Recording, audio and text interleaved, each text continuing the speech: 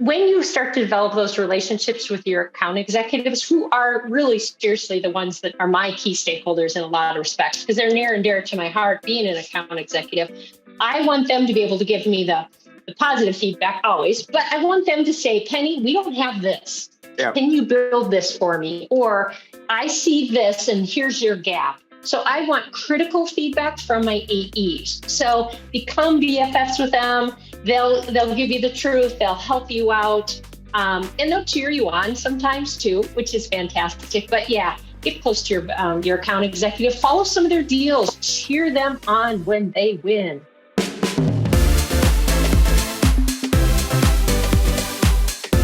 Welcome, hello, and great to have you. My name is Eli Cohen. I'm the CEO and co-founder of SalesHood, and we are excited here. We've got an amazing roster of folks. We've got Penny Springer, Paul Wooten, and Justin Cifelli. We have an amazing topic, and given the huge explosive growth in the enablement world, you know, we have tens of thousands of people in enablement now, and given how people are now changing jobs so frequently, and many people are entering into the enablement profession, and there's so many people in new jobs, I started thinking, and I had a conversation with Penny, and she's 90 days or more than 90 days, and she's in her new role. I thought, wow, what have you been doing over at Planview? And she walked me through her strategy and tactics and everything her and her team have been doing, you know, in their first 90 days. And I thought, oh my God, everybody needs to hear this. And so today is all about how you can start thinking about your priorities and your programs and what you should be thinking about in your first 90 days. And so that's what today's about. And so excited to be here. And a quick intro, and then I'm going to let my esteemed colleagues here do their self-intros and say hello. But listen, Penny Springer is not a stranger to the enablement world. And she's vice president of Revenue Enablement at Planview. Again, congrats on joining him. Great company. And her background, just check this out. You know, we're talking a chemistry, physics, high school teacher, like 9 years. You know, we're talking like blowing stuff up in high school. And then she decided to join the ranks of the sales world, and she moved into sales. Amazing. So from teacher, high school teacher, to sales, and then into enablement. And she's had an amazing career, Code 42, Anaplan, and now Planview. Penny, say hello. Hello. Well, hello, everybody. It's great to be here. And yes, flames and chemicals to teenagers for 9 years, and I survived. So I feel like I have a free ticket to heaven, but super excited to share my results and experience with all of you, and having Paul Wooten with me too. Thank you. And then we got Paul and Penny, you're in Minnesota, and Paul is in Seattle. And Paul, 10 years at Microsoft. Amazing. And an amazing career as well. Director over at Planview. And Paul, say hello. Hello, everybody. Looks like we got a great, worldwide attendance today. So really looking forward to this. Thanks for the opportunity. It's great. It's great. So again, today we're talking about our first 90 days, from priorities to programs with Planview. And please keep the questions coming in the feed. We love to hear them. And I thought I'd just kick off and ask Penny, for those of you that aren't as familiar with Planview, why don't you tell us a little bit about Planview, the company, and some of the, what it does and all the great things you want to share about Planview. Awesome. Thank you. So Planview is on one mission: to build the future of connected work. So we all know there's an incredible change going on across markets, within our companies, multi-generational workforce, change of work, hybrid models, agile, a culture of innovation. All these results in questions about business, operating models, and these changes are impacting people at all levels of titles within your organization. At Planview, we have all of this going on and much more. So in July 2021, Planview acquired two other organizations, and those acquisitions came together for one fantastic portfolio of solutions for our customers. This happened 1 week before I started at Planview. Yes, I knew it was coming. So I'll highlight now our platform or solution, what it does for our customers and how they see value. There's 4 things I'll highlight. Our customers increase revenue by streamlining quote to cash with our professional services automation solution. We reduce expenses and improve operational efficiency with our portfolio project management solutions. We reduce risks and cost overruns with our work management solutions. And finally, we foster innovation idea to impact with our innovation and work management solutions. So we at Planview are headquartered in Austin, Texas, with more than 1,000 employees, supporting 4,000 customers worldwide and 2.4 million users. So our solutions enable organizations to connect from business, from ideas to impact, empowering companies to accelerate the achievement of what matters most. One mission, build the future of connected work. So that Planview is that I joined 4 months ago. Amazing. On a mission, amazing growth trajectory, and revenue enablement is a key lever of growth for the company. This is why they brought you in. This is why they have Paul, and this is why SalesHood is there. We're glad to be a part of your growth. And so thank you for that overview. It's amazing. And I didn't introduce Justin Cifelli as well. He's at SalesHood. And Justin, just quick little detour, just say hello and let folks see you, and you'll be talking later on. Yeah. How's it going, everybody? Justin Cifelli here, Customer Success Manager at SalesHood. And I have the greatest job in the world and get to work with the greatest customers in the world. So thanks for letting me crash the webinar. Awesome. Thank you. It's great having you. So we're here to talk about first 90 days, priorities for programs. And one of the things you highlighted, Penny, when we talked about your successes at Planview was alignment. And so I think we've got a ton of folks in the field, a lot of folks in enablement, a lot of first timers. And maybe you could just tell us some of the things you did to drive alignment with your teams in your first 90 days.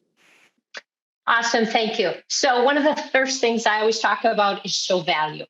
From the very beginning with leadership, for their buy-in, show value. So build those weekly one-on-ones, you build trust, which is a total challenge in this virtual world because I haven't met some of my colleagues face-to-face yet, but building that trust so your leaders review the content, come along with you, the managers provide feedback, so you build value quickly within the organization too. One of the things that I think is awesome about SalesHood that I've added to is they have a star rating. We put kind of like an assessment of Kirkpatrick's first model of reaction. And what did you find about this learning path that I just put, or this learning program? So get the feedback from there to rate your confidence in your ability to sell this solution that you just completed the enablement path with. And then we look at more build, show value with, we start to measure those opportunities that came with the learning path that we just launched or learning program. Yep. And then obviously the most important is ACV. So another thing is respond with a few quick wins. And we're going to talk about those quick wins in just a minute. And then huge for me is listen, and listen some more. So I was extremely fortunate. Outside consultant came in and interviewed the top AEs from the 3 different companies. We brought those together and there was 15 plus hours, which was fantastic for my learning curve. What are they doing with deals? How are they being successful? What resources are they using? I learned all of that to get that outside perspective of the company. And so one of the other things I say is be included in deal reviews and forecast calls and speak up and participate. You're in a great opportunity when they're talking about account plan to say, well, tell me about that account plan. What are we using? Or what is that business case? What are we doing? How are we doing that? So ask questions, participate, and that's how you're going to show value with your knowledge and experience too. And one of the things I listened and I heard was a real misalignment for the language for discussing opportunities. I saw that it was a huge challenge. And that's where the quick win came about. We'll talk about in just a minute too, about learning everybody to have that common language, MEDIC or MEDPIC, depending on how you're doing that. So that's how we showed value really quickly with the programs we put together. Amazing. Wow, how lucky that they had already done some of that in those interviews and created some of those foundational, that detail and information and data for you to kind of get a glimpse into what's working, what's not working.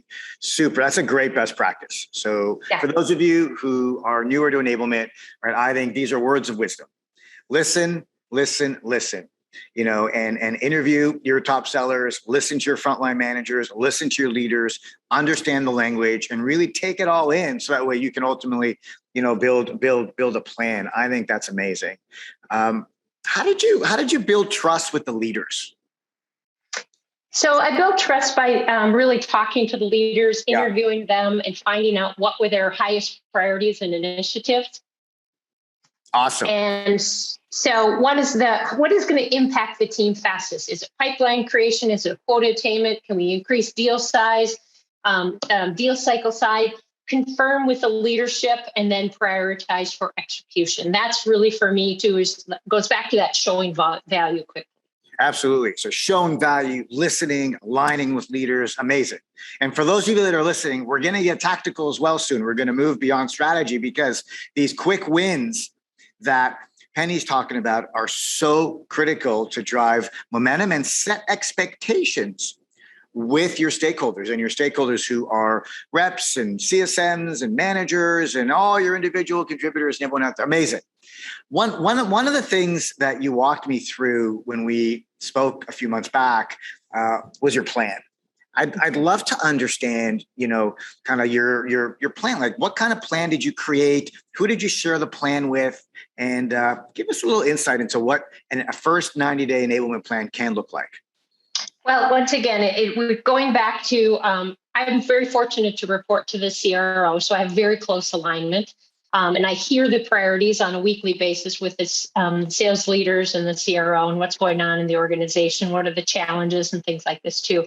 So then I reviewed what has been done in the past for enablement, and that's where I helped to identify what the gap would be too. And then depending upon our resources, what we can turn around and build really quickly too. So that's really what I did as I start that prioritization. I am a mighty team of two, with Paul and I. So we have to leverage SalesHood. And so what could we put together to make the great impact within the organization and with those quick wins in those first 90 days? So we can get very tactical when you're ready on those two programs that I started with.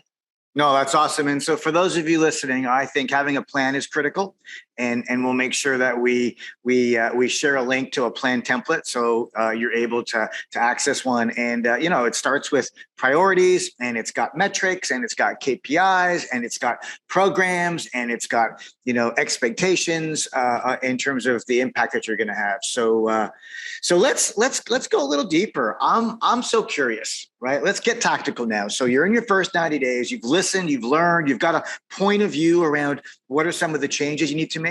What were some of the programs that you rolled out first? What were some of your quick wins? Sure. So one of the quick wins that I pulled together was in my interviews, it was obvious to me that these three companies had vastly different expectations for profiles and branding. So given the selling environment changing during the pandemic with social selling and stuff like that too, I went for a quick win to partner with corporate marketing. So I researched what enablement had done in the past on the subject of your buyer-centric profiles or your profiles. Yeah. And so I know that basically based on results of a LinkedIn survey talked about 72% of the buyers use social media to do research before making a purchase.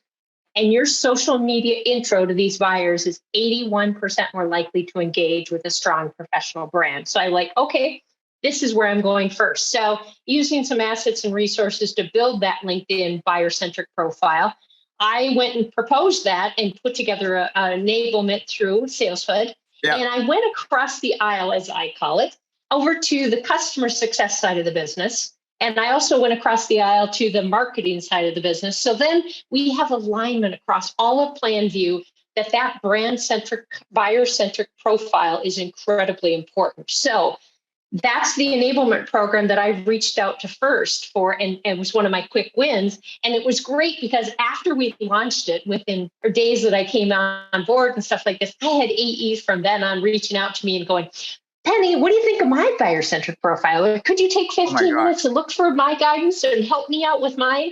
When things like this. I built trust and I provided value very quickly for that. So that was one of my quick wins that was really powerful to do.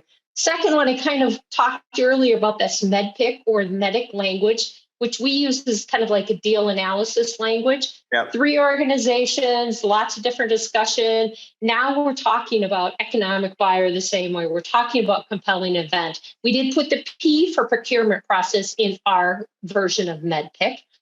And now we're seeing that common language across the organization. Once again, across the aisle. Now SDRs understand it, my AEs understand it, my pre-sales people, my customer success, we're all starting to hear this and talk the same language. So I'm on a forecast call or deal reviews, and now people are saying, have you met with the economic buyer?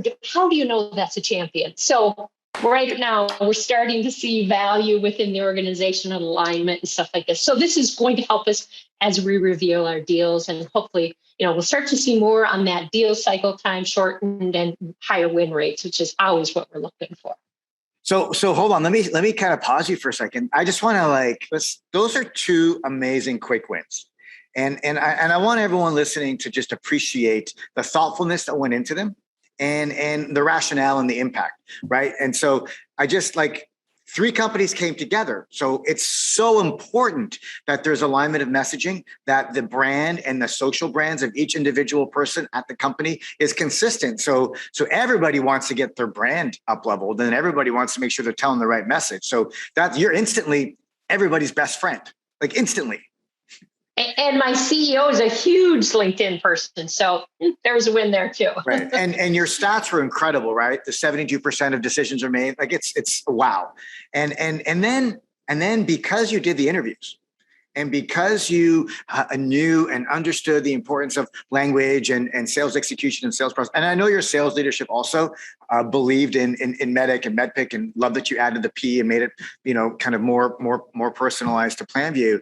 But rolling that out just gets you an instant win with sales leadership, frontline managers, sales leadership, because now the forecast calls are all the same, and there's better predictability in the forecast. And why? Because you and your team rolled out those 2 amazing programs. Kudos. Thank you. Appreciate that. And it was sales leadership was really involved. So I leveraged my sales leaders to do those short little videos on economic buyer and compelling event and things like that too. Yeah. So once again, building trust, getting them involved is so critical. And then they review everything. Before we launch anything, we always have our sales managers complete it and review it. And Paul and I really scrub through that feedback to see what else we can change and what we can improve before we launch it to the individual contributors. Right. And clearly the SalesHood platform helped you scale and helped you deliver this at record-breaking speed. Otherwise, I don't know how else you would have done it. And measure it. Now we can see what percentage of the AEs, the SDRs, the SCs, everybody has completed it. And then Paul's going to tell you a little bit more how we're leveraging that reporting for managers also in just a minute. I love it. And so Penny, thanks for letting me kind of just pause a little bit there, because those are 2. And so I think you're going to share. So amazing. I love the measurement. I love the metrics. And I hope people are really listening and taking notes, because this is all gold. What were some other quick wins that you rolled out in your first 90 plus days? So do we want to pop over to Paul yet? Because those are the ones that I wanted to talk about, but I think Paul's got some quick wins too. Absolutely. Paul, we love to hear from you. I know that this is a team effort and a team of 2, big impact. Tell us about what were some of the quick wins that you were involved with directly. Yeah. As Penny puts it, the mighty team of 2. Here we go. Mighty. So, yeah, I had a slight longer head start than Penny. She had a whole week before the July 1 merger of all 3 companies. I was one of the companies that was acquired. So I had more insight into what was coming. And one of the biggest priorities we had was a little bit more on the tactical side around our CRM solution. So basically, we had 3 companies coming together. 2 had been using Salesforce, which was the CRM we were going to migrate to on one instance. One, the company I came from, completely different CRM. So what we had to do was we had to build that welcome to Planview Salesforce learning path. So great experience for Penny and myself to go ahead and get understanding of how to utilize SalesHood, how to get it going, how to get those teams, again, start working on that coming together and just the discussion points, bringing it all together, which is very, very, very important. So we, as Penny mentioned, made 2 separate learning paths. First, we roll this out to the managers. Yep. They need to be involved. That's part of the listen. We get them at least a week before we're going to go live with the individual one for everyone else, get them up to speed, and more importantly, understand what the expectations are when they are grading, listening, coaching their team members for this. And next, of course, we get the individuals rolled up there. This gets the, working on the learning path, the huddles. So once we had that under our belt, we got that published. We're starting to learn a little bit more from ourselves. Then we put together, Penny's great instruction, a bi-weekly Enabled to Dominate live session. So this is where we start with those live enablements that we get on the calendar. But again, we want to have it trackable. We want to have some call to actions. So working with, Justin, our CSM, we decided that Well, the challenge was we got a new live event every 2 weeks, but we want to track the overall progress for everyone attending the live events, but we also want to track individual live event progress. So we put together the idea, we're going to put together a single learning path, but every 2 weeks, we're going to create a new huddle for each of those new learning paths based upon the live event for the new Enable to Dominate session that we have. So we take the Zoom list of attendees, we upload it. So those who attended live, they can bypass the recordings, which we also put in to there. But more importantly, we have individual call to actions. So always need a call to action after everyone. Can't just say, watch the video and then move on. So that's part of Penny's great learning and education experience and background there. So again, 2 great ones that we started off with, and of course, many more that we've done in the interim. Oh, this is amazing. And it's great. You've got asynchronous and synchronous learning, and you've got your teams are watching the videos, they're doing these exercises, they're collaborating. And I love what you said, your managers, they went first. I'm wondering, how did you get your managers to agree that they had to go through the program first? Very important for Penny. Again, she does have that direct link to the CRO. So have to, of course, get agreement from the top down and working on this. And surprisingly, everybody jumped on board very quickly. We're always a little hesitant. It's like, oh, is this going to be a lot of pushback? No, they understand the value of enablement and getting their team up to speed on these things. Right. And there's a question from the chat. That's awesome. And there's a question from, go ahead, Penny, do you want to add a comment? Well, no, I was going to grab that question to the chat, James, because I see that in those call to actions. To give you an example, too. So we've rolled out recently on Enable to Dominate. Now, we don't call it a webinar because webinars put people to sleep, and that's not allowed in my organization. So we call it an event, first of all. So we did premium support. So we rolled out a new premium support program. And so instead of just listen and then go back to your J job, I actually said to the account executives, identify 2 different opportunities or accounts that you're working with that would be great for premium support. And then then their manager sees that in SalesHood, and then on their next one-on-one, they can follow up with that too. So we captured what are they going to do with this knowledge. That's what is one example too. Another one is we had our customer event not too long ago, and we gave out the opportunity for prospects to come to our customer event. So after the Enable to Dominate, the call to action was identify 3 prospects that you are going to invite to the event. Captured it in SalesHood once again. So that's, James, hopefully that answers your question about some very specific call to actions. What are you going to do with your learning? How is it going to change behavior? It's what I'm always talking about. I love it. And for those of you, so amazing. The question we talked, Paul and Penny have shared details of their programs. And I love it. They're doing asynchronous and synchronous, and they are running live kind of radio show-like experiences, Enable to Dominate. And then they've got self-paced learning and team-based learning and asynchronous. But after every video or after every one of these sessions, they've got these call to actions. And so the question, and I love it, right? So share some accounts, share some customer names, how is this going to apply to your territory? Those are some great call to action exercises, holding everyone accountable. And then you can measure it, right? You can measure it.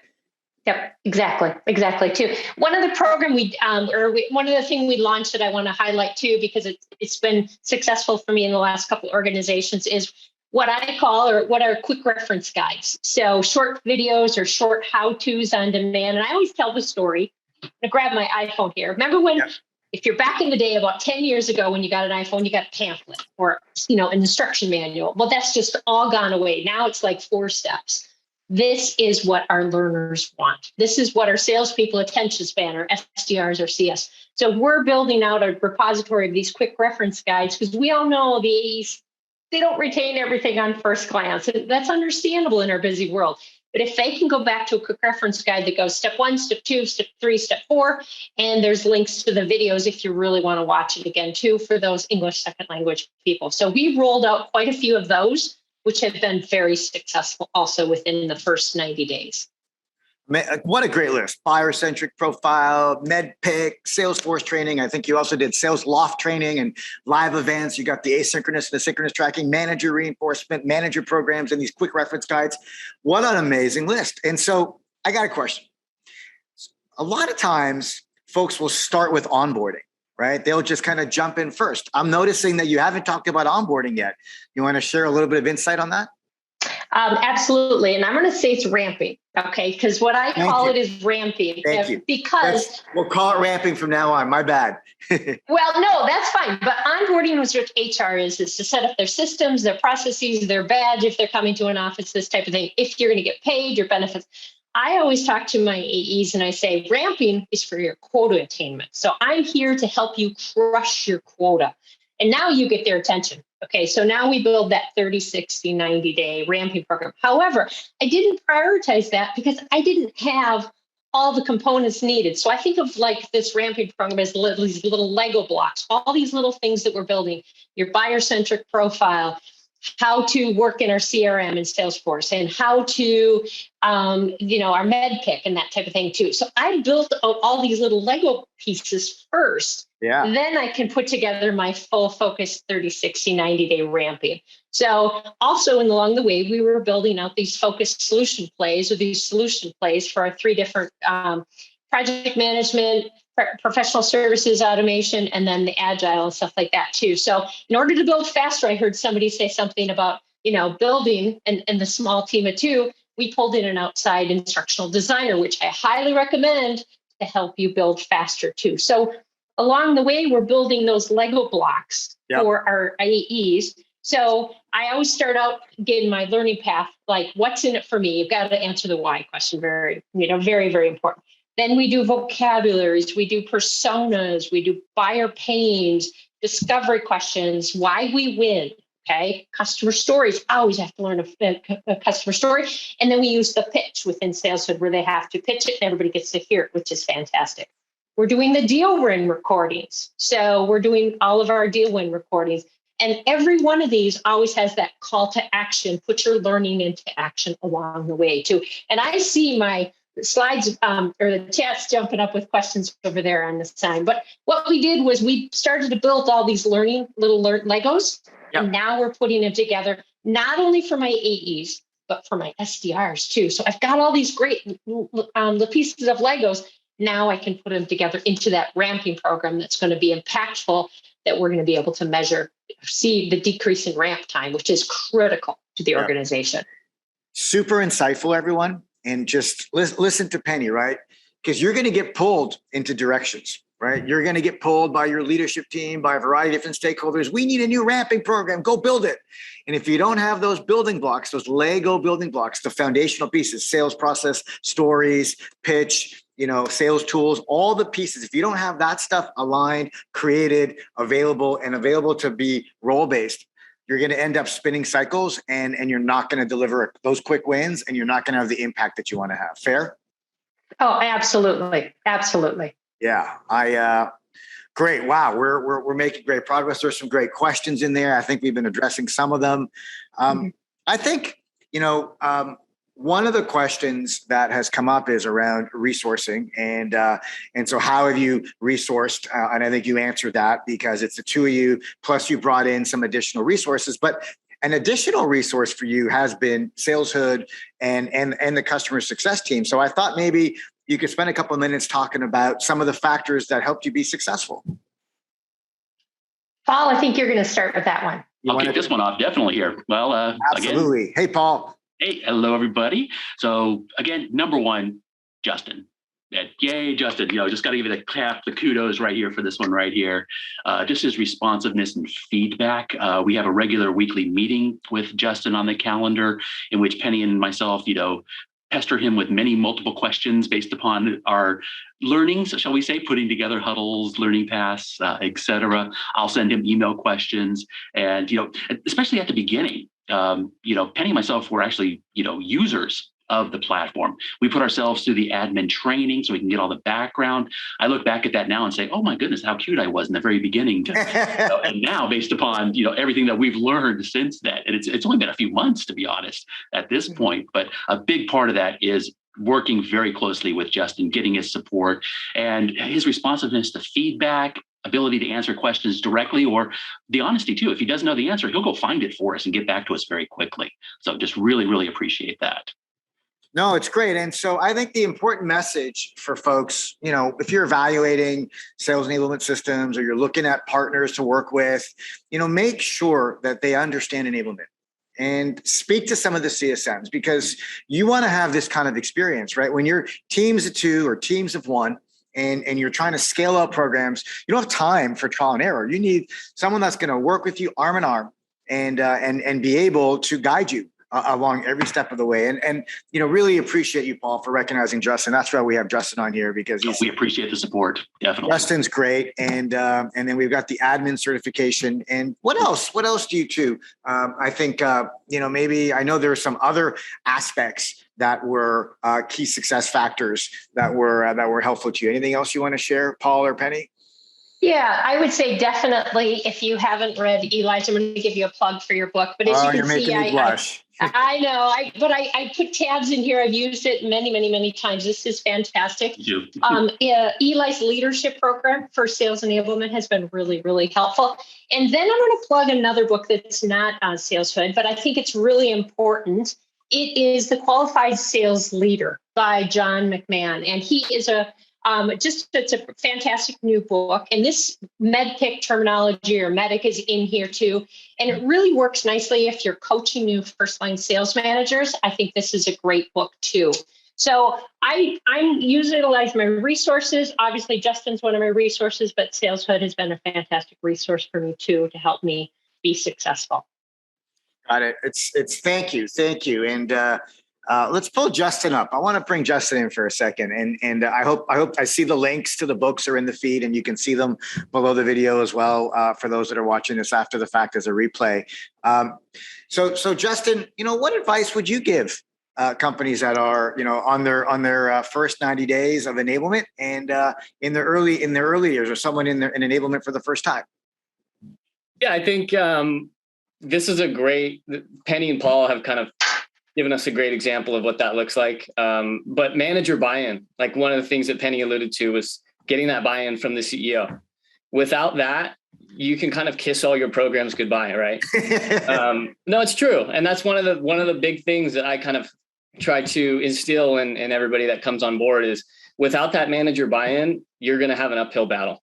So that's probably one of the biggest takeaways for me. Good. So I appreciate it. No, it's great. It's great. And Justin, thank you. It's great having you on the team, and you're such a great, contributor. Like one would think you're directly on their team, and you're an extension of their team. And that's the way it should be with a sales enablement partner and with customer success. And I hope folks are listening and taking notes on that one. Yeah. And if I could say one thing. Oh, go ahead, Penny. I put you in my org chart when I announced it. I'm like, oh my team God. team of 2, and I've got Justin. Yeah, and I was just going to highlight something Eli said, and it's something that I got to kind of plug my manager, Tate. He's the greatest manager in the world, but something that he instills in our CSM team is, we are an extension of our customers' teams. So when I get on a call with Paul and Penny, I act like I work at Planview, right? I take it very personally. I'm literally on their team. And I think that's what kind of makes the relationship so successful. Thank you. Clearly, right? This is huge success in early days over at Planview, and Penny's made impact. Paul's made impact. Justin, you're helping them make an impact. And while we're talking about impact, I'm going to come back to Paul and to Penny. I'm wondering, what are some of your metrics? How are you measuring impact? We've alluded to some of that over the course of the last 20, 25 minutes. I'm wondering if we can maybe double click a little bit on measuring impact. Sure. So because I'm brand new with Planview and we're bringing these to organizations, we're starting to just get baseline. So metrics including quota attainment, that pipeline of solutions with their enablement path completions, number of opportunities, the ACV of those opportunities, and then the close rate of those opportunities. So we're capturing all that baseline metrics too. And then we're looking at after we've implemented our MEDPIC terminology within the organization, what does that do to win rates year over year? Are we getting those deals to close faster or to close? So results from quota attainment with effort for completion of the past. So we talk a lot about results and effort too. So what is the pipeline generation after we're doing those calls on LinkedIn Navigator or SalesLoft, and how to do the cadences and things like that? We're looking for that too.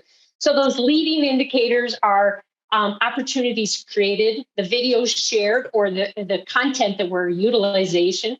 How much is this content being utilized, the call to action, that type of thing too. But it's opportunities created and pipeline that are leading indicators that we're measuring right now. But I'm hopefully in a year, we're just going to have some fantastic year over year changes within the metrics. That's what I'm looking for. It takes a little time based on the sales cycle time too. Oh, I love it. Wow. Leading indicators, those were pretty amazing. So what a great first, kind of phase of your time at Planview. And I think I'd love to hear, I love asking folks this question. What's ahead for 22, right? What are you thinking about in 2022? There's a lot of twos there. What's top of mind for you in 22? Well, if your CRO doesn't come to you and say increase deal size, then I don't know what they're saying to you, because everybody is always increase deal size. So that's on our list. That's obviously important. But the launch of the ramping program by roles. So those SDRs getting up to speed faster in my 30 days. My AEs getting to that first deal faster, that first opportunity, closing those first opportunity, all those type of things too. So my ramping programs will be formally launched, and we'll be able to start measuring that for impact, definitely. And closer to the data to measure. That's the thing is we had 3 instances of a lot of our tools, and productivity is huge too. Are the AEs actually leveraging the sales loft, the LinkedIn Navigator, and our decision link, which we're using for our business cases as we're trying to close deals. So those are the big things that we're looking for, is to obviously increase deal size, ramping, and then closer to the data to measure for impact and results. Listen, amazing work. We're going to close with the question that I love asking, like, what's one piece of advice that we're going to, that you'd want to give to someone new to enablement? And we're going to have you and Paul share. Well, Paul share first, but I just want to take a moment and just with full gratitude say thank you. It's just been such a treat hearing you and Paul and Justin talk about your program and the impact that you had, and just keeping it real in terms of going from strategic to tactical, and really it's very compelling, and Planview is very happy to have you and Paul, very lucky to have you and Paul, and we're lucky to have you sharing your story right now with the community. So I wanted to just say thank you just in case everybody ran away, and maybe, Penny, I'll go to Paul first and say, and then we'll close with you, Penny. But Paul, why don't you tell us, imagine that you're sitting next to someone who is new to enablement. They don't have the years and years of experience that you and Penny have. What advice would you give them? For me, I go very simplistic because that's easy for me to understand. Just be as communicative as possible. We don't want to surprise people with anything coming out. We want to make them aware of the roadmap. We've got multiple internal ways. Slack is very popular within our company. So we have a Revenue Enablement Slack channel. We keep people updated. We have a Sales Global Slack channel. We keep people updated. And of course, that constant communication with the managers, so they know what is coming and what is expected of them. I love that. Great advice. Just communicate. That's you know what? And when you think you've communicated, communicate more. Exactly. You can never over communicate. All right. And Penny, how about you? What advice would you give to a newbie, a rookie in enablement? I would say for me, it's always been more important that I become BFFs with my AEs. So I want my AEs to know that I am here for them, and I'm going to get a Slack message from them. And it's like, okay, I don't know where this link is, and I don't know where that is, and can you help me with this? And so when you start to develop those relationships with your account executives, who are really seriously the ones that are my key stakeholders in a lot of respects, because they're near and dear to my heart, being an account executive, I want them to be able to give me the positive feedback always, but I want them to say, Penny, we don't have this. Yeah. Can you build this for me? Or I see this and here's your gap. So I want critical feedback from my AEs. So become BFFs with them. They'll give you the truth. They'll help you out. And they'll cheer you on sometimes too, which is fantastic. But yeah, get close to your account executive. Follow some of their deals. Cheer them on when they win. Know that you're there for them. That's really my tip and advice for people.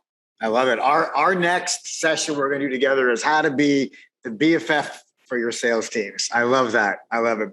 I think being your BFF. Amazing advice, folks. Really, really spectacular. And again, want to thank you two for sharing. And Justin, thanks for also being a part of this and helping them be successful, helping them really achieve almost the impossible. Like in their first 90 days, if you were just kind of reflecting on the impact that they've had from leadership alignment, leadership buy-in, all the way through to those quick win programs, from the buyer-centric profile to the, MEDDIC sales process training, the Salesforce training, the Sales Loft training, and the list goes on and on. And that was their first 90 days.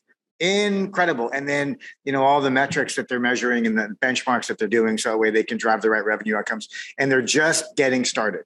So let's give Penny and Paul a big round of applause and thank them again. Everyone, please send your accolades.